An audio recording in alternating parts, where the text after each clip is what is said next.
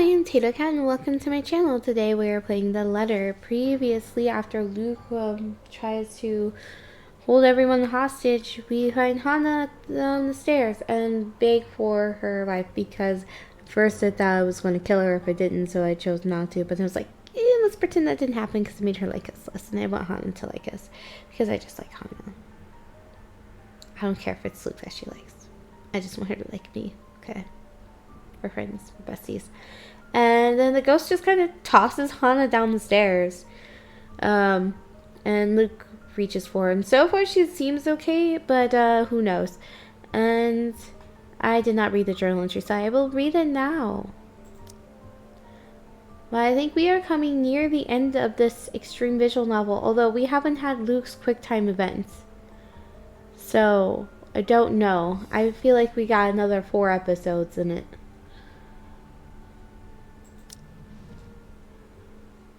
Okay. Let's see. Journal.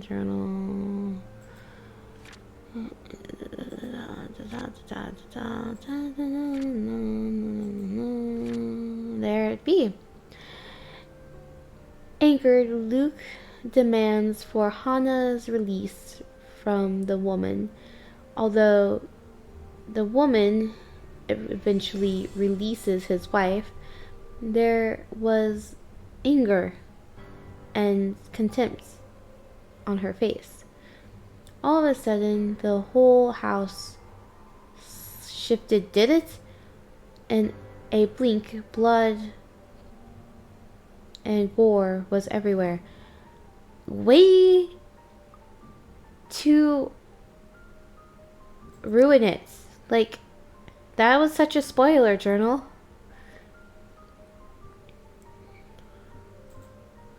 For a moment, we forget, but you deserve each other. Just hearing her voice triggers something in Hana, and she starts to tear up. Her face contorts into one of pain and fear. But I grab her by the shoulders to keep her in place so that she can see me and only me, and see that I can only see her too. Look at me, Hana. Look, I'm here. You're safe. I won't let her hurt you again. You understand? Just breathe. I don't know exactly what in bloody hell is going on, yet I can't find it in me to care. Whoever these people are, and whatever they're here for. These are not acceptable conditions for a pregnant woman. For all I know, this is all some dumb charade even, because, you know, fancy. Charade to get to me. All the times I have seen the woman before, it could have all been an act to get to me, to get under my skin. And to think they dare hurt Hana. For all that, the fear that I had felt, seeing her touch Hana, I can only think of her as an actress in grotesque makeup. My hand still shakes, the fear not having quite gone, but anger fills me as I look at the woman, a sneer on my face. How dare you? I don't care who you are, but how dare you touch Hana?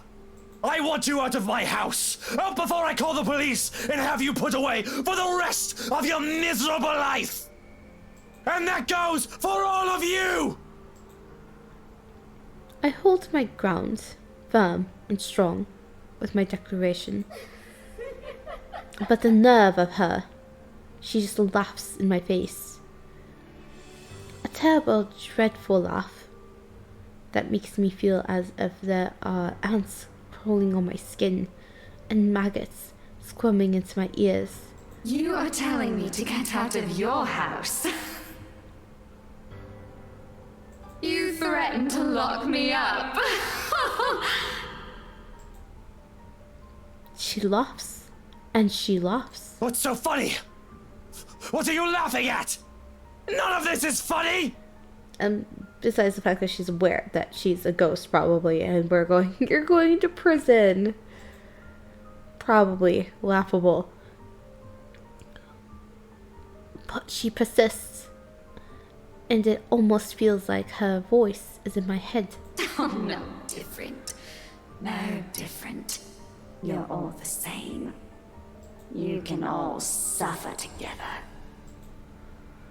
And that is when everything turns to complete and utter shite.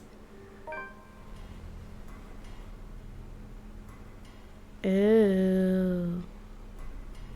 See, this would have been a lot cooler if the journal didn't tell me this was going to happen. It's a slow thing, a whisper, more than a bang, as the darkness creeps into every corner of the room. The wails shudder and groan. Blood runs from the ceiling, crawls down the walls, and stains the floor. It feels as if life itself is being sucked from the house slowly but surely. The beauty of the place is gone. Only the dead, decaying remains of a mansion left in its wake. I don't have to wonder if it's just the foyer that's become this nightmarish place. I could already hear it. Gone are the growling and thunder and the lashings of rain and wind against the foyer's high windows. All of it has been replaced by more grating sound.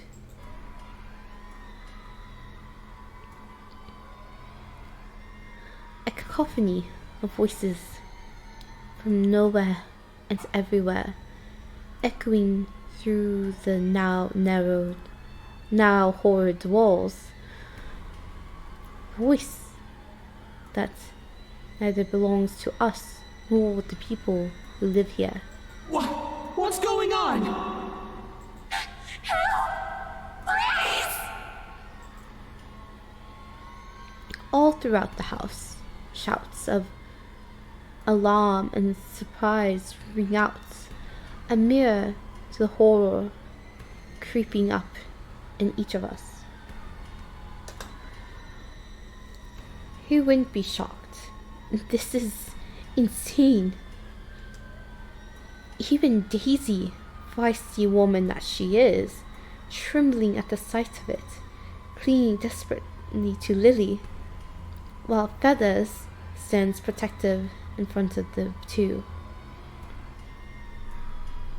Meanwhile, McCullough is just kind of on her own there, going, I shouldn't have come back here. Brave of them, I have to admit, to put himself in the front line like that. Though it doesn't necessarily mean he doesn't feel the same fear as the rest of us. Something I don't blame him for. There seems to be no end in sight to this insanity. If anything, this only feels like the beginning. This better not be the beginning. It better not be like, haha, the story just loops on forever. Of the end. Help me! Oh my god! Please, somebody! Anybody! Seriously, if it ends up like that, I'm gonna break something. Who are you? Stay away! No. Stay away. Stay away. No! She's here! You've got to let me out! She's gonna kill me! Zach! Someone! She's... Their screams fill the mansion. She laughs all the while, a harsh, agonizing sound that goes on for what feels like forever.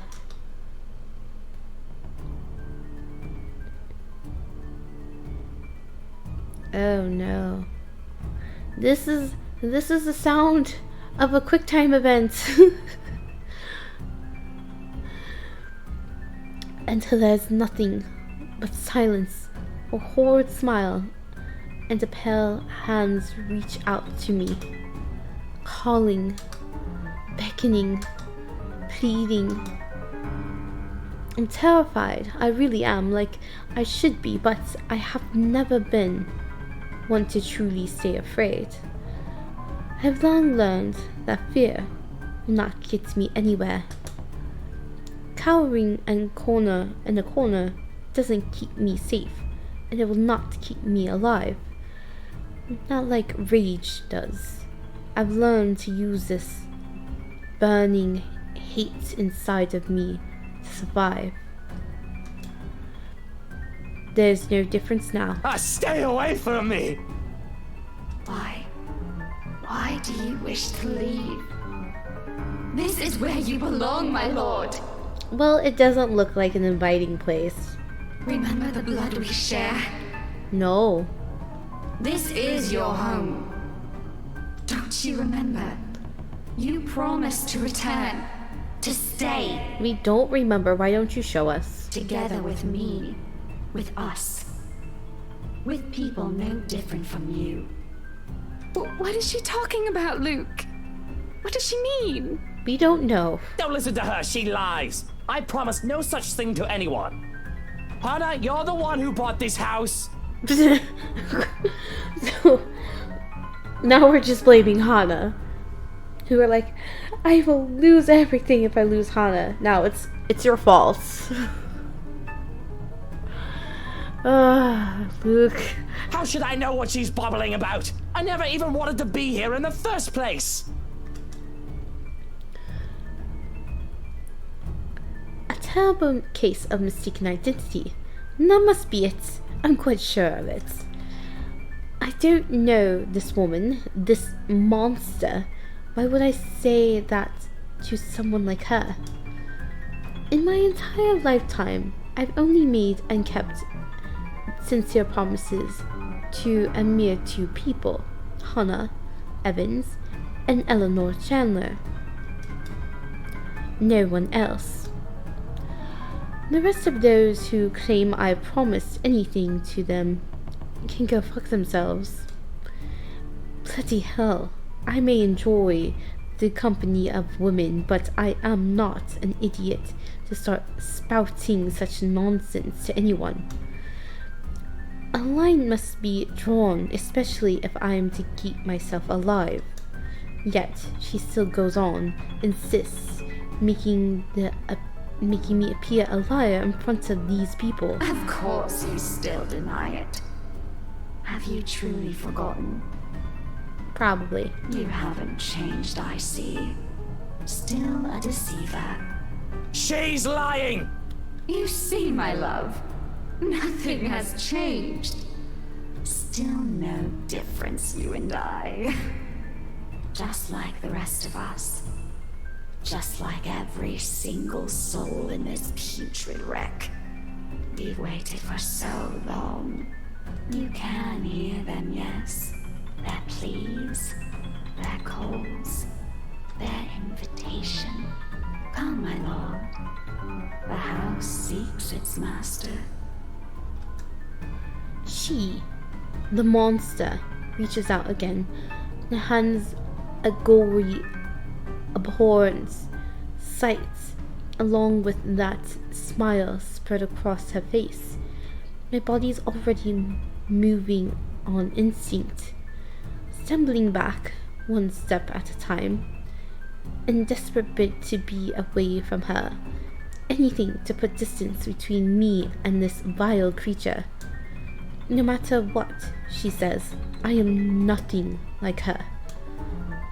I need to get out of this house, out of this country, preferably. Take Hannah with me. We can start a new life out of this dreadful city, start a family. There's nothing for us here. Her parents were wrong. Her parents were long gone. Nothing to keep us tied to this place. Shagan has likely been taken by this woman, and he's not what binds me to this wretched city. I only need Hana. We can leave, we can... Careful, Luke! My footsteps on something, sending me sliding on my back and flat on the floor. Beside me, a paper, familiar one, fluttering down. Oh, the help me paper. Hello, letter. It's this thing again from the open house. Though it feels less like a gimmick and more of like a threat, what with recent events. I must have fallen from one of these peasants in the moment in the commotion earlier. For a moment they appear conflicted to see it in my hands, but wisely keep their opinions to themselves, leaving the damn thing to simply bear its grisly message for everyone in the room to see. Help me, help me, help me.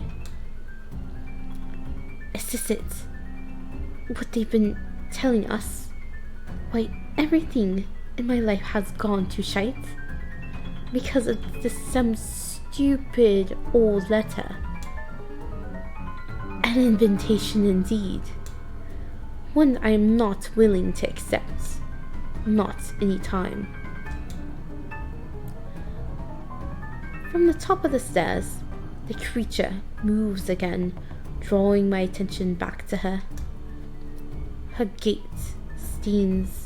remains slow and awkward as she walks forward. That smile never leaves her.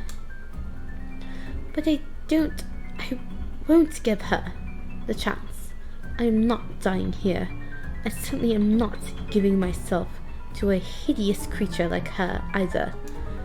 Adrenaline kicks in, and despite panic, gasps and worried glances from Daisy's friends, I pay them no mind as I reach for the main door and, without warning, it slams open, revealing not the mansion's grounds, like I'm expecting.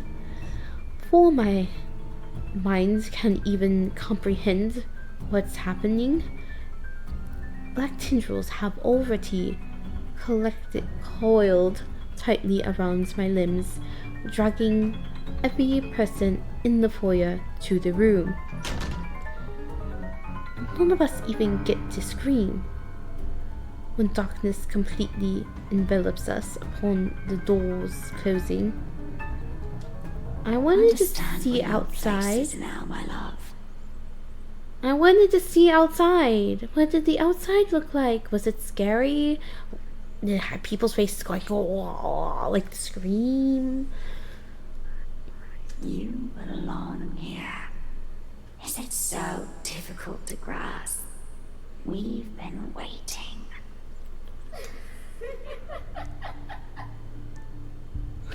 Okay, that was that was the end. I was gonna be so mad. Okay.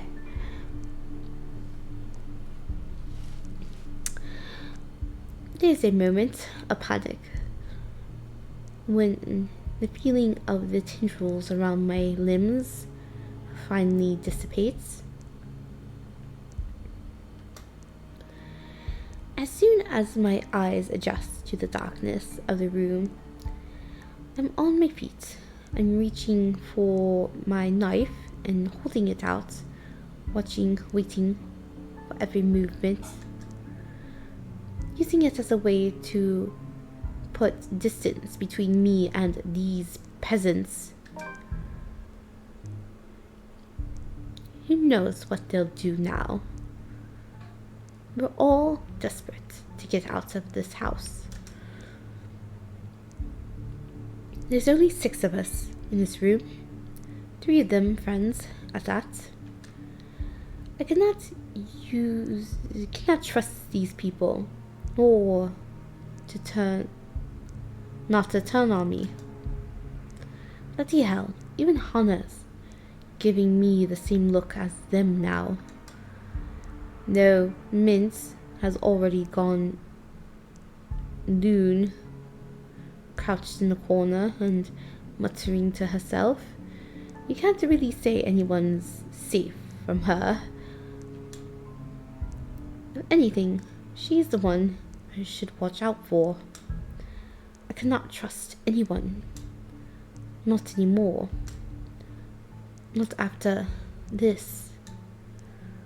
Despite the pleading looks Lily shoots my way, while they all huddle in the corner behind Feathers.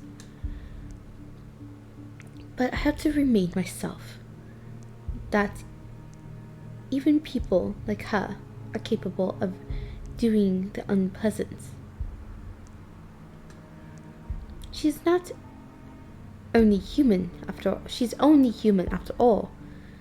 It's never an excuse why even Hana has her cunning, manipulative moments, though she does it much subtler than I. Why else would Lily show this letter to us that day, if not to save herself? I guess that backfired on her, now that she and her own friends were also stuck here. Still, I have every right to be livid. Everything that I've built has fallen apart. All because these people came into our lives. You! All of you! Luke. This is all your fault! If I've died to this bloody case, I'm taking you all down with me! Put that knife down, Lucille. Calm down, Wright. The situation's already bad. You're just making it worse. You shut your mouth! If it weren't for you, or this letter, for all of you, none of this would have happened! And blaming everyone in this room isn't going to get us out of this place. Please put that knife down, darling. You might hurt yourself. Are you taking their side? Oh my goodness, is he gonna accidentally stab Hana? You're also stuck in this nightmare, Buttercup! What about the children? Aren't you the least bit worried about them? That creature is out to get us, and you're still defending these people! I mean, Luke, you're kind of just attacking people for no reason, so calm down. I'm not defending anyone, Luke. I'm just trying to be reasonable when you're clearly not. Oh, of course you're not. You're just the one who bought this bloody mansion to begin with. If I didn't know any better, you did this on purpose. Whoa. Really? Why no? Why would I ever do that? This was only meant to be an anniversary gift. For you. For us. For the family we're going to have. Right, anniversary gift.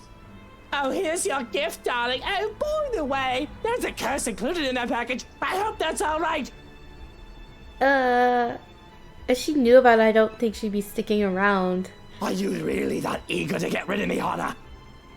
My goodness. Because if that's what you've been meaning to do all this time, you might as well just put a knife in my back while I'm... Suddenly, Hana steps up and slaps the knife away from my hands.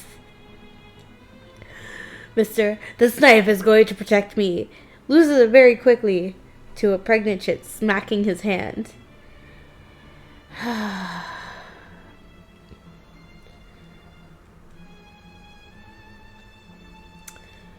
Said knife slides uselessly under the table, out of my reach. Before my mind registered what's happening, a sharp blow explodes in the side of my head, sending me reeling backwards.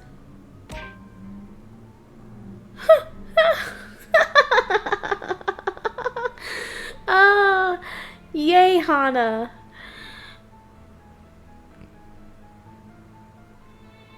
She didn't smack him. She punched him. That is fantastic. She merely stands before me afterwards, without even batting an eye, glaring at me as if she might just rip my head off this instant. Rightfully so.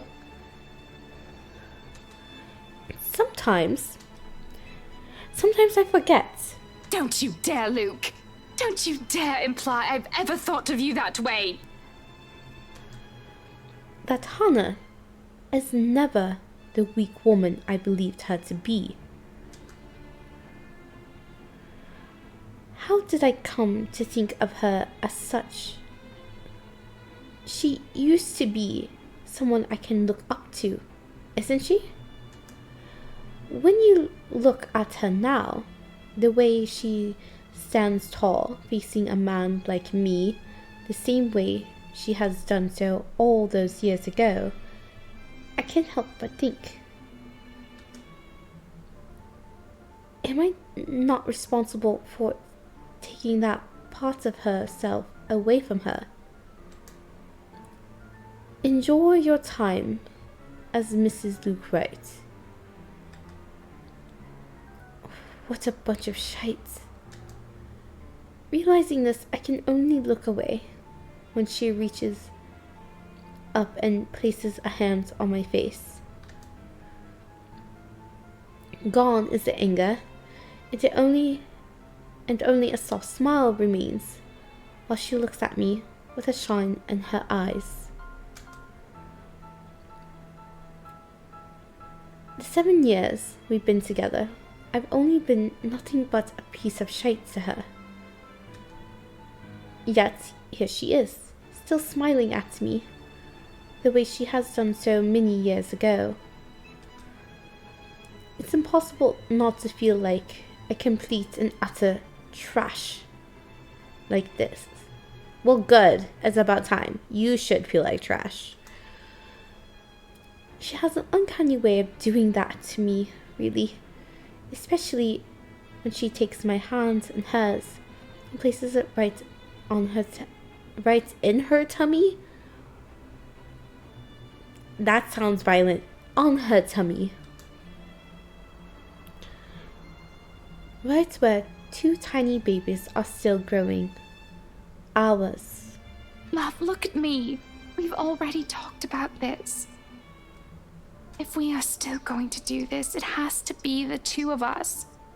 I will stay with you, but things are going to have to change if we want this to work.